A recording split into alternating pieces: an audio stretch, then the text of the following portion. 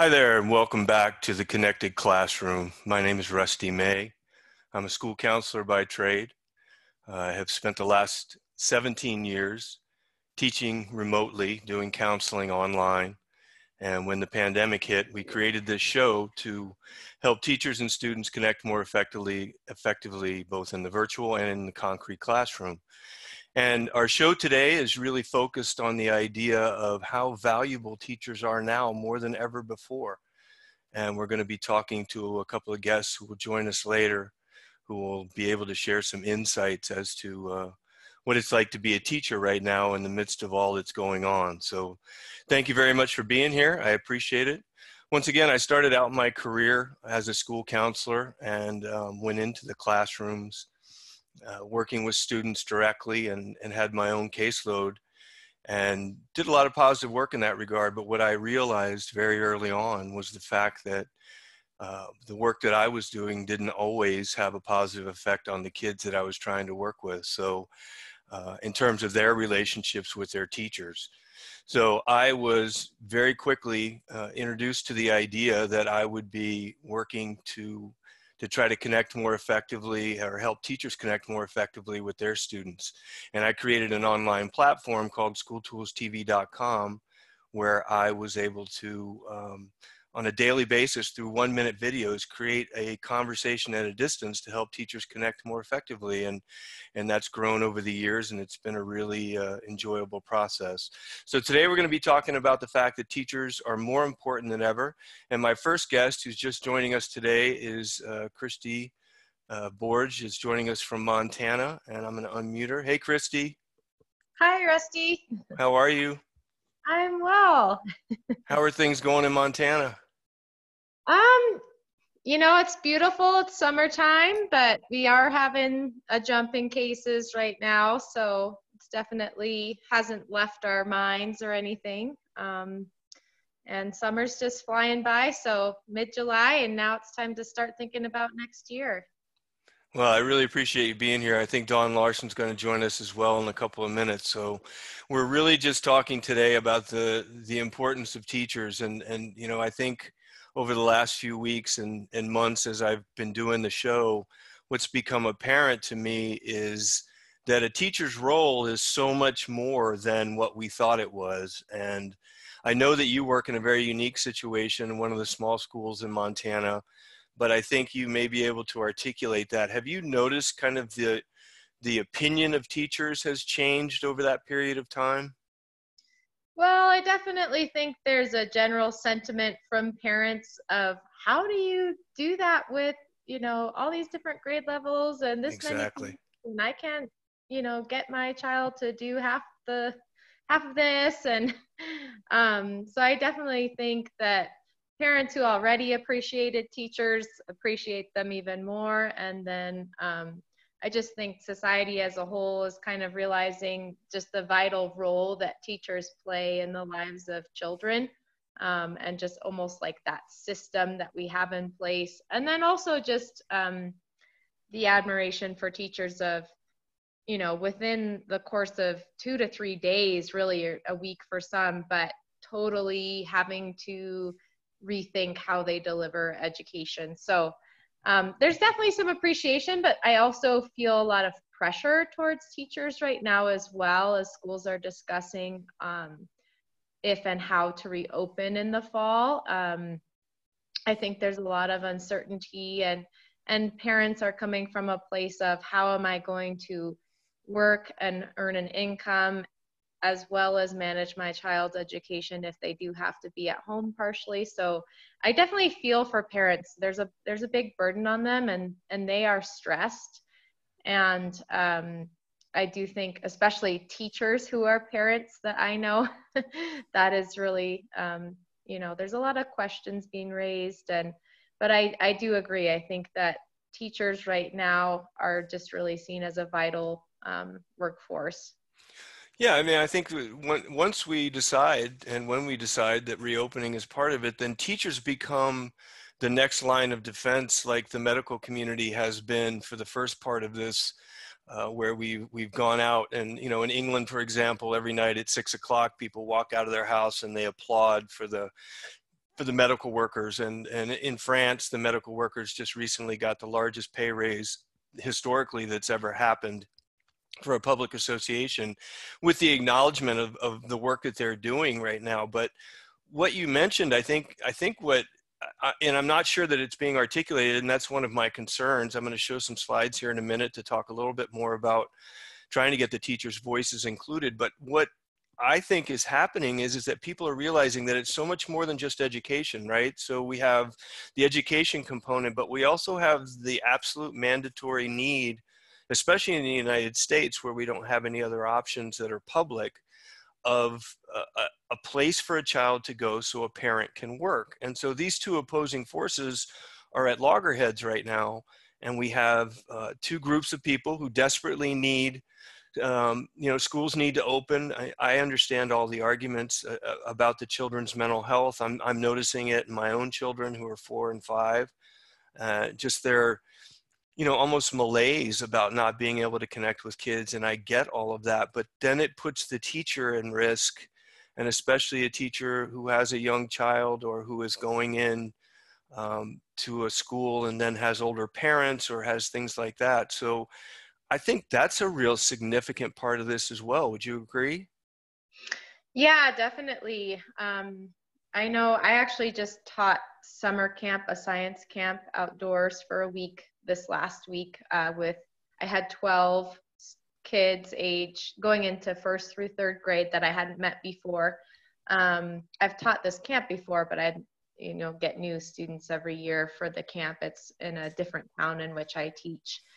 And I couldn't help but notice just there are a lot of emotions from these kids who, I know that this camp was the first time they'd really actually been in an instructional type of setting since their schools had closed. And I don't know if it was just this particular group or if this is a pattern that I'll see as I teach more camps, but the kids, you could tell, were stressed. They had anxiety. Some, were not used to being separated from their parents after 4 months of their parents working from home. Oh, wow. Yeah. And just some of the basic procedural things that you would expect them to be able to do, like, writing their names and those kinds of things, were not there for some of them. And it was kind of an eye-opener to me to just see some kids who really have been at home with their parents for 4 months and haven't had a chance to interact socially or to be in that learning environment. And it's almost like there's some regression there. And so I think not only are we worrying about the academics, I think what first comes is that social emotional health. And so we definitely have our work cut out for us in terms of figuring out how to support the kids emotionally, as well as secondary thinking about the academics that they've missed, and then doing so safely for our own health and our own safety. Yeah, and I think that's one of the biggest considerations that's out there right now. We were talking part of the Learning Revolution. There's a number of shows like mine who have a weekly presence, and we got together on a conference call last week, and they were talking about a particular district that was outside of New Jersey, predominantly white, predominantly higher, mostly high economic situations and so forth. And 80% of the parents wanted their students to come back, and they wanted them to be back in the classroom environment. And it was interesting when you look at that based on the demographics of who's actually being affected by the virus and that, but you're seeing now protests around the country about things like masks. You're seeing protests about people wanting their kids back in school, demanding their kids back in school, more so for the social emotional part and the well-being of the child as much as anything. Teddy G is joining us. Teddy's been on the show a number of times, and I'm going to unmute you as well, Teddy. I hope you'll join our conversation today. I know you're working probably, but if you can, jump in. It's good to see you. Thanks, Teddy Rusty. he works in higher education, and I know he's seeing it in his older kids as well.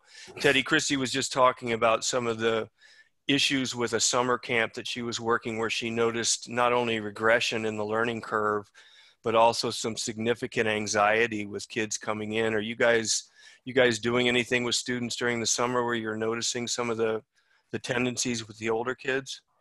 At the moment, no, we're not working with students because the semester did end in May, but we are contacting them in terms of getting them prepared for the fall semester. So I can't really divulge into anxiety or the students' well-being, but we're more concerned about preparing for the fall at the moment. Do you have a sense of where you guys are going to go? Are you going to go all online, or are you going to go in the classroom? It really depends on Governor Cuomo at the moment. As of, I want to say Tuesday, I did hear that Los Angeles, San Diego, and the city of Atlanta are going remotely. So I guess depending on how the numbers go, Cuomo did mention unless you're in phase 4 that you can't open schools. He also had mentioned the infection rate is above a certain percentile that you might have to shut down. So it's possible you could reopen and have students come in campus, but as soon as there's a spike, we might have to just go back remotely. I personally think going remotely is the best option because we are forgetting, the other population of folks who have to clean, folks who are teaching, and even as a union member, you're forgetting that folks have kids. If their kids are going remotely, who's taking care of them while they have to work? So there's a lot of things that we have to factor before we come to a full decision. But at the moment, we do plan on having students, but things could change depending on what Cuomo does say. Well, you're also working with kids over the age of 18, and so the remote option is a little bit different. And obviously the digital divide that we're noticing with lower economic situations and not having as much access and so forth. But Kristi, in your situation where you're working with younger kids, what was your ability to connect with them in the spring in terms of being able to deal with them remotely, especially because you're in a somewhat remote area to begin with, but also just the technology aspect? How did it go with the young kids? The kids were super resilient. I was fortunate in that I had already used and practiced a lot of the technology that I needed to teach remotely. So for example, I had already been using Seesaw in my classroom. So even my first grader knew how to log on and upload work. I was using a math and reading computer program as part of my rotation model because I teach multi-grades. And so I was able to just use that. So for me, it was really fortunate in that I already had students doing some routines and using some tools that we had used in the classroom before. So just where I ran into trouble is if I tried to throw a new program at them or, if a website login wasn't working. Our phone company out here was super fortunate or super generous in that they offered to provide internet for free for any families who didn't already have internet. And then I had enough iPads for each student, so I was able to send home devices with the students, and so the access was great. I was lucky to have parents who were, willing to work. It definitely took a learning curve in figuring out how much work to assign, and the parents who were able to get into a routine mentioned that they had a lot of success, whereas if they were having trouble getting started or getting their child up in the morning and that kind of thing, there was definitely some stress there for those parents. But I would say having some of these programs that the students were already using and then having them use those programs as part of their remote learning was my biggest success, because I didn't have to, the students could do them on their own without the parents having to be there every minute to guide them. Yeah, and I think we're going to find, and we're finding it already. We've heard from a number of people who have been on the show in the last few weeks who have talked about there's a percentage of students who are really thriving in this environment. They really enjoy it much more. They don't, probably not in your situation where the community is so much smaller, but in larger communities and larger schools where we're noticing kids who aren't as outspoken in class, the interaction with other kids isn't particularly their favorite thing, especially the social aspect of it. And working at their own pace and being able to go outside when they're finished with their work and being able to finish their work earlier in the day and doing 2 or 3 hours. So we are seeing some real positive successes like that have come out of this. Teddy, are you noticing stuff as well from your perspective, some of the online learning stuff that has really been very positive in what you're doing? I think what you mentioned earlier about the students who don't like to speak in class feel more comfortable remotely, being able to work at their own pace, and I guess not have kids make fun of them or um, for better words, not ridicule them when they may say a wrong answer or how they dress. So those students will definitely do better remotely. But overall, back to what you had mentioned weeks ago about, having these social gatherings where you can play with students and interact with them, you lose that touch. And unlike higher education where students can go to the bars and can meet in the library, for kids K through 12, just being able to play and read and do things together, that is going to be a change that we have to see how that affects both students who are afraid to speak in class versus students who just know, okay, I know what I have to do. I'm not afraid to speak my mind. I know I can excel whether in class or remotely. Well, I think this could create a hybrid model that's something, could expand the home learning situation depending on the situation of the student, the personality of the student. But I wonder then if it becomes an issue of where it just becomes so much more difficult for the teacher. And before I was going to ask Sharmila, if you're there, if you want me to unmute you, I'd love to hear from you as well. We're having an intimate conversation today, so please join us if you'd like. I'll be happy to unmute you. If you don't want to, that's fine as well, but we'd like to hear from you. Yes. Sharmila, do you want to jump in real quick? Yes, please. Yes, I'm from Mumbai, India. Okay. And we have gone online since March. That's the beginning of our new year. And we are infant school. So the children are in the age group of 5 and 7. Okay. Yeah. So basically, we are developing connecting classrooms by going asynchronous. We are introducing everything using assignments on Google Classroom and keeping in mind the mental health as our priority, because slowly as the fatigue sets in, the children are going to resist more and more if we do not make learning interesting. So we have been taking all kinds of precautions from the word go, and we are trying our best to make it easier by balancing,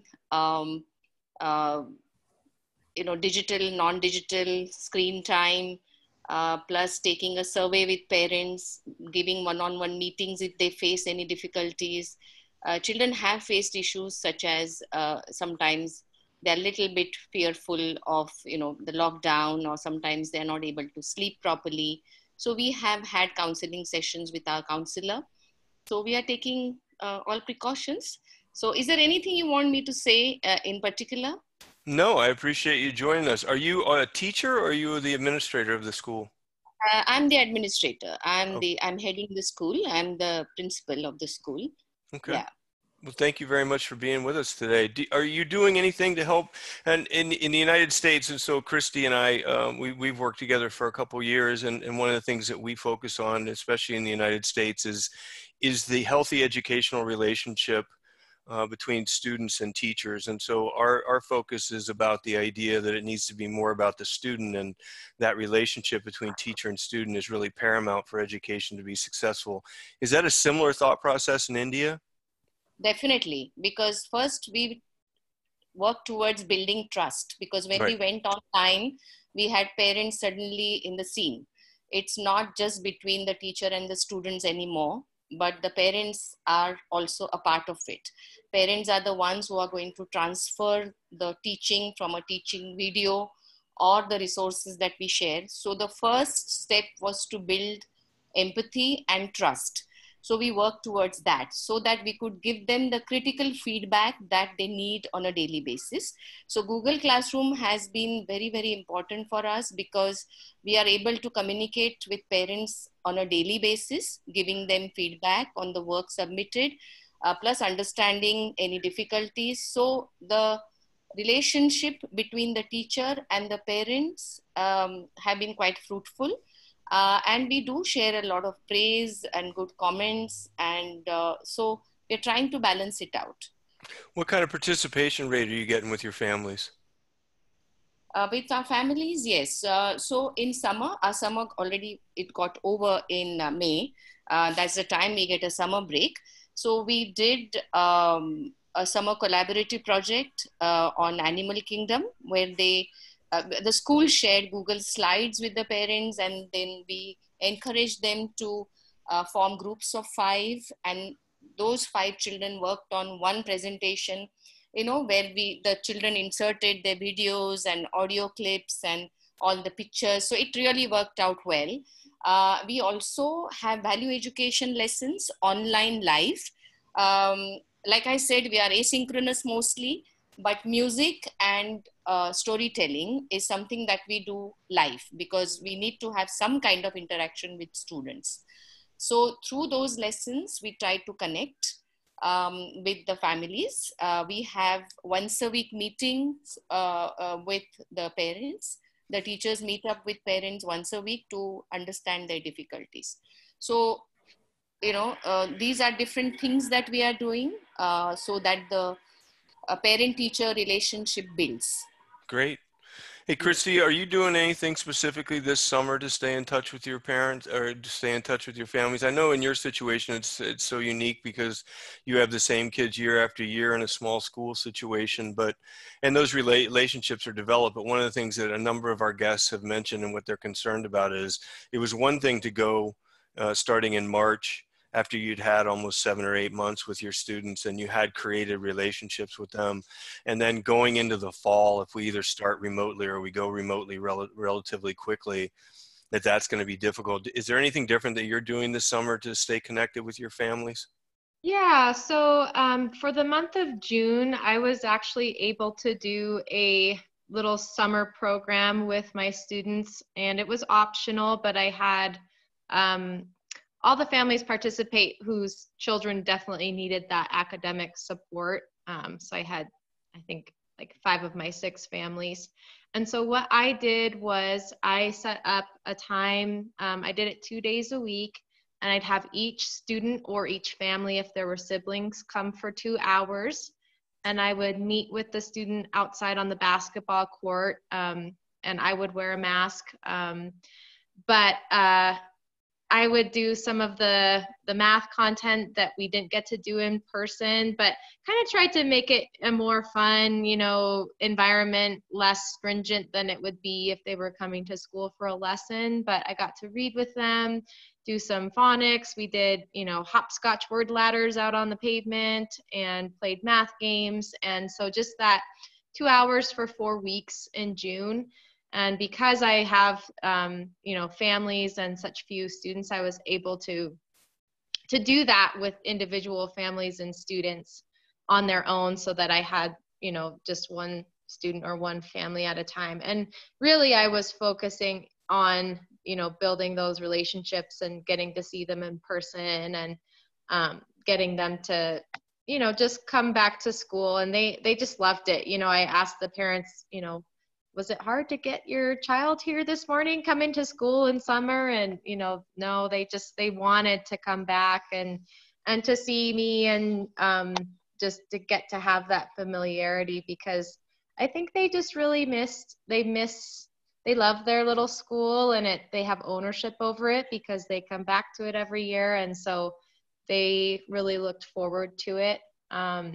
And then in August, at least a week before school starts, depending on what happens, I'll do something similar where I'll have them come one at a time. And depending on what our school decides, it might be spending that time, again, teaching them how to use the technology and that kind of thing, but also just spending that quality time one-on-one and getting to kind of rebuild those relationships, so that when I am asking them to do any type of learning, there's that buy-in there. Teddy, are you guys doing anything right now at the higher education level to stay in contact with your students? I know you mentioned you didn't really have a sense of what they were doing. I guess it feels different when you have 18 to 25-year-olds running around, and like you said, they can still go out and they can do other things and connect in other ways. But are you guys doing anything to stay in touch with them during the summer? Yeah, initially when we had the lockdown, I just wrote to all my students, hope you're doing well. If you need any help, if you have any questions, concerns, reach out to me via email. And a handful of students have taken that into consideration, and we've met either through Zoom or Google Hangout. And through that, I've heard students, express their frustration about not having a job, the uncertainty about the fall semester, about graduation, about not having a job. So I've used that time to pretty much help them, find jobs, navigate through, resume building, interviews, just so they have a better idea of what to embrace down the road, and, trying to help them expand their skills, so whether it be through LinkedIn Learning, through YouTube, any way they can use the idle time and make it into a positive. I've tried to use that. But now that I'm actually back at work, only for half a day, so I work from 8 to 4, but I spend the first 4 hours of my day in the library flagging books as part of our project. And the other 4 hours I use to attend webinars, meet with students. But I have kept in touch with most of my students for the most part. I'm hoping, depending on what direction we go for the fall semester, I want to continue to let them know, hey, we're in uncertain times right now, but you have to really keep steadfast with your plans. Just because we're in a pandemic doesn't mean that you can't go to grad school, you can't get a job. There are opportunities available out there, but you really have to put your foot down and say, well, if I'm going to graduate in 2022, what do I need to do now to make myself the best applicant possible? Well, building off that, and I would ask all three of you this question: what do you think the skills are that we should be teaching kids right now that are the most important? I mean, obviously, let's just go ahead and put academics aside. But Shamila, for example, in India right now, what do you think are the top 2 or 3 skills that kids need to have right now in order to deal with, whether they're 5 or 7 years old or 15 and 17 years old? What are the things that we need to be teaching them right now that are going to help them manage this? Because this is going to be going on for years to come, either the pandemic itself or the economic reality of what the pandemic has created. So in India, what are you thinking are the most important things to be teaching kids right now?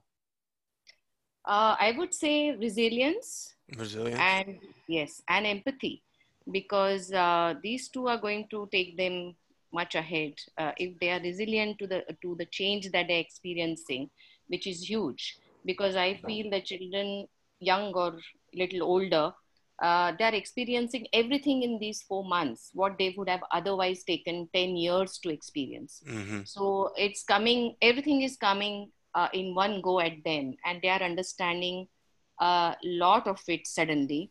So I think to build resilience is what we need to train them in.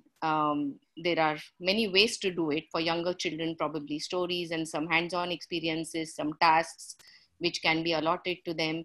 And of course, parents play a huge role in how they also present themselves in a particular household, right? And also empathy, understanding each other, doing simple acts of kindness, showing empathy towards small things in life. I think will support, they will support each other, being appreciated. Or yes.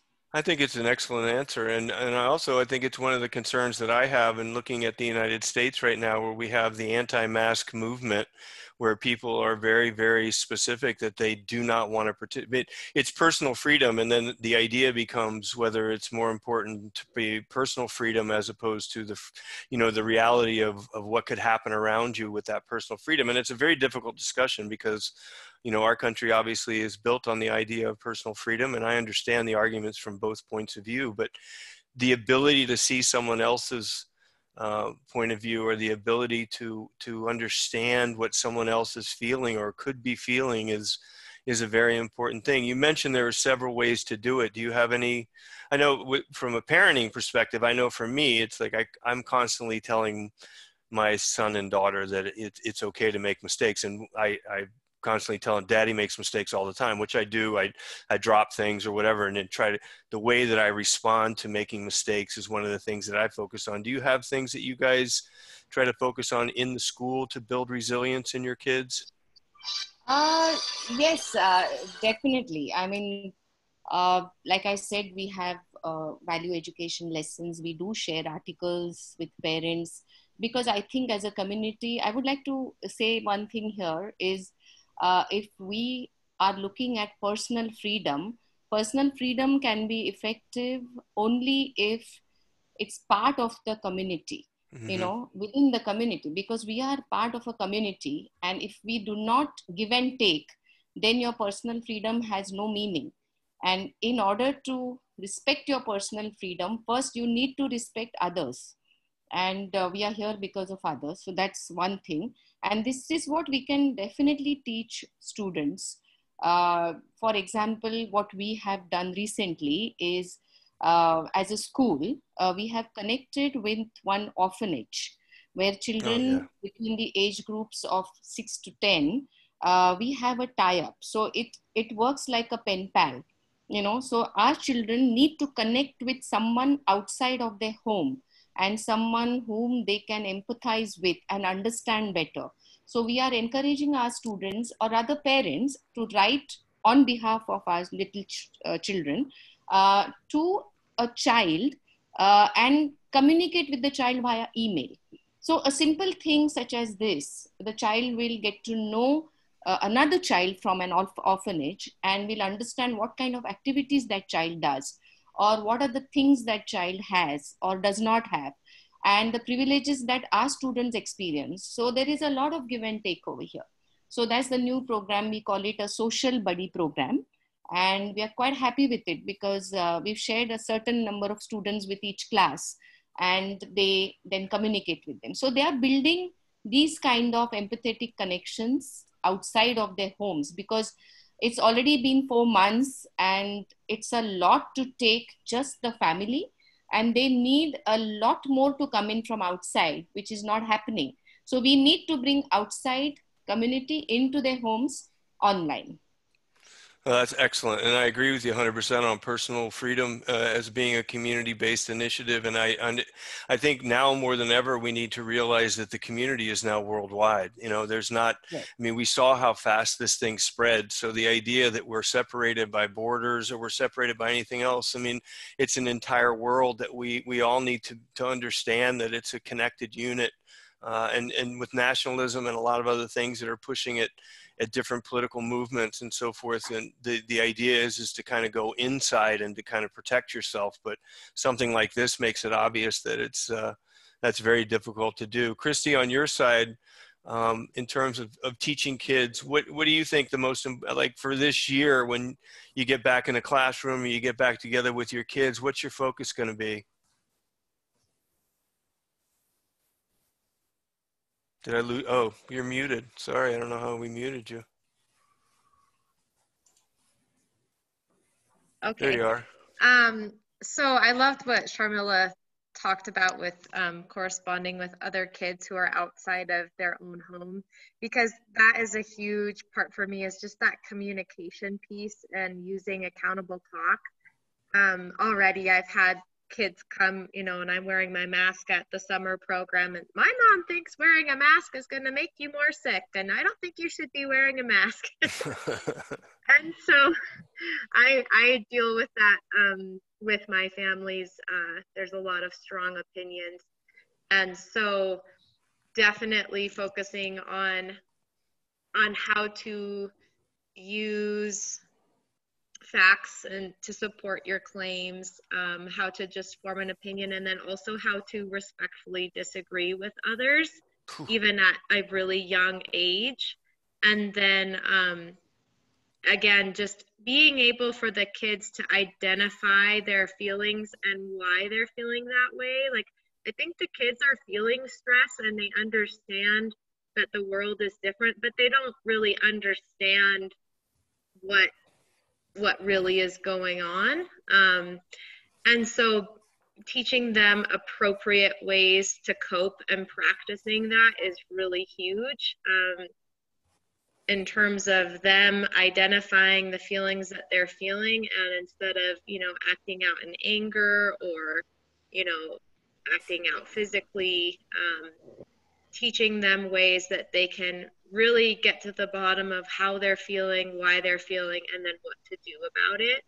Because I think families in general are stressed and on edge, and that is going to transfer to the children if it hasn't already. And so modeling for the students how to say, yeah, I'm feeling stressed because I haven't gotten to see my family as much, or and so to deal with that, I'm going for walks, and I'm, spending time with my pets. And the kids don't understand why they can't play on their sports teams and why they can't go see grandma. And I mean, they know, oh yeah, coronavirus, but they don't really understand, at least my younger students, 6, 7, 8-year-olds.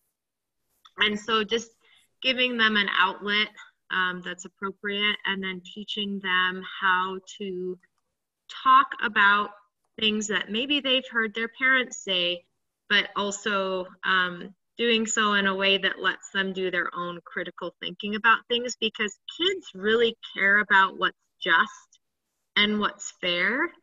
And so for me, it's trying to diplomatically share my own, share information without going against or making their parents seem like they're wrong. That's a delicate balance that we have to play as teachers without getting political. And so that's something I'm always having to do, is show the kids that even if what I'm doing is different from what maybe their parent has said at home about various political topics that are in the limelight right now, and being okay with that, and still being friends, and still getting along because we're communicating respectfully. Well, I think it's always been one of the tenets of the work that I've done, is the bifurcation of existence, and saying to students that when you're in school, there's a different set of rules, and what you do at home and what your parents say and do and so forth. Like, because I know for forever there were, especially when I was growing up, if you got bullied at school, you go home and tell your dad says, well, you need to hit the kid, right? You got to punch him in the face. You got to stand up for yourself. And that was one of the key characteristics of trying to deal with a bully. And I get the merit of that, but we also have to explain that that's not going to work in our situation. And so trying to bifurcate that existence is a really important thing. And what I heard you saying in terms of coping strategies and being able to articulate their feelings and so forth, so that it doesn't end up being something that comes out in a way that's hurting them or hurting someone else, is a real critical thing. Teddy, I was going to ask you about, I know that you had mentioned that you're somewhat concerned about in-face in having classes in person in the fall, and some of your co-workers as well. Has there been any further discussion about how your staff is feeling in terms of having the kids come back in person? Well, back to what Kristi said, the whole face mask thing I think bothers me the most. It's become a political thing, Right. where, okay, if someone says you don't have to wear it, well, I'm not going to wear it. And if Como says you have to wear it, then you should wear it. And based on what we've got in terms of our restart plan, we have to wear it. My biggest concern outside the face mask is just the testing. Where I live is a very rural area. It's 30 minutes from Rochester, which is a city in New York, in upstate New York, and there's not much testing. And if there is testing, it's not free. So we come to a point where, okay, if you're telling me I have to get tested 3 days before the start of the semester, and I have to pay out of pocket to get tested, how many folks are going to do the same thing? And then back to when school does reopen, you're trying to tell me that you want kids, that we're going to trust kids, that they're not going to have social gatherings who live off campus. Those who live on campus aren't going to sneak friends in. And then when there's a cluster and outbreak, then we have to shut the campus down. That's the biggest concern that I'm having, with the face covering as well. And those questions have not been answered, through my union or just through campus in general. But as a staff with the library, we decided that, librarians are going to do their lessons remotely, and those who have to come to campus will come to campus. We're still going to practice social distancing. We're still going to have a face covering. But everything really comes down to the students. Within the past several weeks, we've seen cases in different campuses where we've seen clusters of students, and everything comes back to, well, the students are partying, students are doing X, Y, and Z, not taking it seriously. And, we are seeing cases where kids, K through 12 are getting infected, and unfortunately, some of them are dying. And the virus isn't going anywhere anytime soon. If someone lives in New York and goes to a hotspot, let's say Arizona, Texas, California, and comes back, Now you're being told to self-quarantine for 2 weeks. If you don't abide by that and decide to go into the public without your face covering and infect someone else, and they do some sort of contact tracing, and we find out, hey, this person did travel to a hotspot and then came back, these are all problems that we have to address as a whole, because yes, people will travel to see family, people will travel to attend a conference, people will travel to do XYZ. But if you don't do contact tracing, if you don't make the guidelines stricter, an outbreak will happen. And it's not a matter of, you know, if, but a matter of when. Well, I think, and I appreciate what you're saying, but I think everything that I'm reading now is leading me to think that even a vaccine may not be completely effective, because this may turn out to become part of the flu. It could be the kind of thing that evolves on a yearly basis. And so like the flu shot every year, it has certain elements in it to protect you against certain kinds of things, but it's not guaranteed that this is going to happen. And so going forward, the idea of what Sharmila talked about in terms of the community taking responsibility for each other, I think that is really an interesting part of this right now, where we're seeing people who are, you know, they're struggling with that. And obviously, if you're 18 to 22, I couldn't imagine being 18 to 22-year-old right now and not wanting to go out and see people and go to, you know, parties and do those kinds of things. You know, that part of that doesn't really exist for me as a 57-year-old man, but I could see it as a 22-year-old being completely all in. And I think they think they're invincible as well. So, you know, there's a sense of that, but not really understanding the larger impact of that. Sharmila, what are the current guidelines? Oh, you're muted as well. I don't know what happened. Maybe you're not there anymore. I was going to wonder if you wanted to share what the current guidelines in India were in terms of face masks and social distancing and so forth. Yes, face masks and social distancing is very much there. We do not probably, there are people who are going out probably without a mask or not really distancing themselves. But yes, I mean, the government is definitely rolling out guidelines every now and then. We still have some positive cases being reported.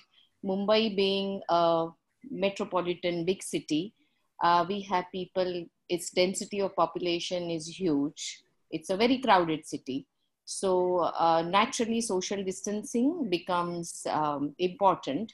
But what we are trying to understand here is all the essentials are working. I mean, there is no shortage of food or the basic essentials. You know, sitting at home, we are getting everything at our doorstep. But the shops are open for economic reasons, and they are not open for fun and games. So obviously theaters and malls are closed, and masks are definitely a big yes, and social distancing too. I mean, even when we make a call, whether on our cell or on a landline, we always get this recorded message, you know, how important it is to wear a mask. Or oh wow. So yeah, so before the person picks up, we get to hear this. So I think there is enough effort, but the people have to step into it and understand it. Not everybody does, but I think most of us do. And eventually, a virus is here to stay. I don't think we are going to go back to school for next probably 4 to 6 months. I'm not sure when. But whatever is possible is being done. So if we can finish on that, we're going to end up the show here in a minute or two, but from each one of you, just kind of a positive thing, something that you think, you know, there's going to be positives that come out of this. There's going to be changes. I'm already seeing it. I've seen it even being a father, you know, being able to be with my kids for 4 months in that situation. It was difficult, but I mean, I wouldn't trade it for the world. But I'm wondering what you think some of the positives or a positive that's come out of this for you so far. That's something that you'd like to share with the audience. Who we have a lot of people that watch these recordings after the fact. So, Kristi, something that's positive that we can leave our listeners with? Sure. So I think for me as a teacher, a positive aspect was that having the students off-site allowed me to have a little bit more time to develop some really meaningful lessons that I normally wouldn't have time to develop for instance, in social studies, I was able to get a little bit more in depth and plan some things out of the book that I normally wouldn't have had time to plan. And then as far as the students go, I think it allowed them to use choice a lot and to move at their own pace. And when you had mentioned earlier about students who could work and they're working to get things done, I have a 7-year-old, and her motivating factor to get her schoolwork done was so that she could go out and help dad on the ranch. And I get to see her. I've seen her several times this summer out riding cattle, and so it's fun to get to see a kind of a snapshot of their lives at home when you're on Zoom, and just seeing what really motivates them to get, to do their schoolwork. And so then now I can kind of tie some of those themes in, in future years with those students. So being able to create some meaningful instruction, just having a little bit more prep time, and then also seeing what really truly is motivating the kids. Nice. Sharmila, do you have some positives to send our listeners off with? Yes, plenty. As teachers, we have really grown as a community because we have battled our way through, and we've come up triumphant because we kind of, I would say, critical thinking and problem solving. The teachers have excelled in those skills because we've come up with so many solutions to the problems that we faced. So it has been a roller coaster ride. A lot has taken shape in past 4 months, and I think is going to help us in future too. And one more thing I would just like to say is that I think each one of us must work towards building our positive communication with each other. Even media, I would say, is very, very negative at times. Yes. So one must focus on positivity of verbal as well as non-verbal communication is what we need to focus on as we go ahead.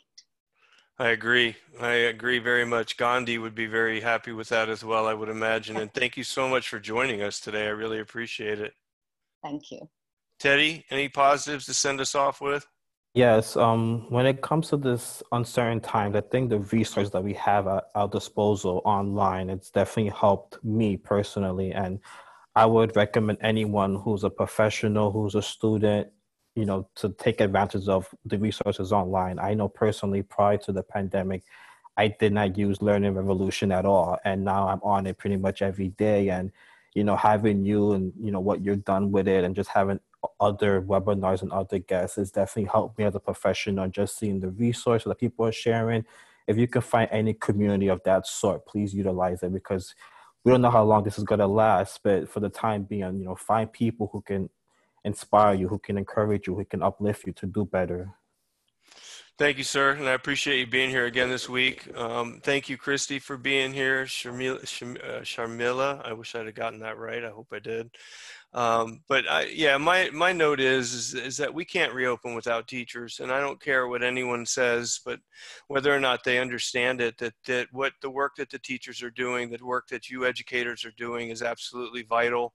And we're understanding that more and more, not only from the education perspective, but from the social perspective to allow work to continue, and also from the frontline perspective. Kristi and I had a situation that we worked on earlier in the year where we had a student who was negatively affected by this, and it was something that we could, try to get in there and work on together, because Kristi noticed it, or a fellow teacher had noticed that there was something going on, and that doesn't happen when kids are not with us, and we need to stay connected. And whatever happens going forward, connection before content, because I will take the the educational challenges. We can catch up, but I'm concerned about the mental health part of this, and I'm concerned about the fact that if we don't help kids feel connected and we don't give them a place where they can connect with others, that this will be a much more difficult challenge going forward than just trying to catch up academically. So thank you all for being with us here today.